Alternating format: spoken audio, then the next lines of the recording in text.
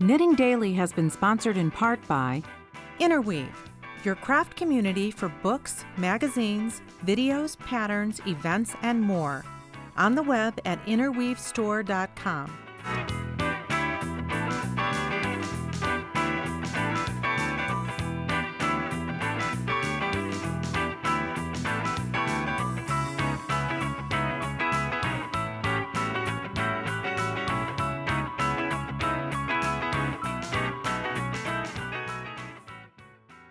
We've all had it happen when you're knitting along and you suddenly see a mistake that happened quite a few rows back, but you definitely don't want to rip out your whole project and it's too far to just unknit back stitch by stitch.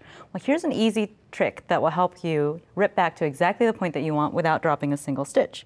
I've got just some plain stockinette stitch in front of me. It's on the needles, and I've got a much thinner needle here in front of me.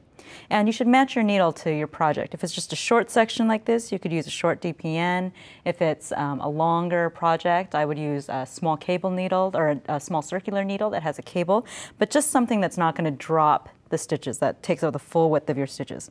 So I'm going to go in and I'm going to just pick up one loop of every single stitch in a straight line all the way across.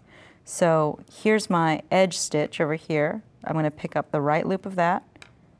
Now I'm going to pick up the right loop of the stitch right next to it, and so on and so on. And I'm just making sure, just visually checking that I'm staying within the same row. I'm not accidentally picking up a stitch from the row below or the row above. So I'm just going to continue doing that all the way across. And you would do this across the whole width of your project, whatever it was. So I'm more than halfway now. And as I'm going, I'm just being real sure that I'm not picking up any extra plies from any of the other loops, that I'm picking up that loop and that loop only. It's worth doing this with a little bit of a blunt tipped needle just for that purpose, to make sure you're not splitting anything. So now I've picked up those stitches on that smaller needle, and we use a smaller needle so we don't distort anything, and so it's easier to pick things up. I'm just going to pull out my needle and leave my live loops dangling. Then I can just rip back just by pulling on the working yarn. And now my stitches are just sitting on my needle, ready to go.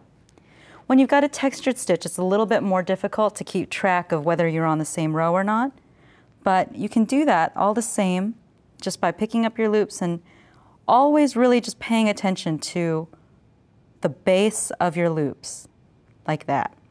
And you can never go wrong if you always pay attention there. And that's my tip for making sure you don't lose a single stitch when you need to rip back.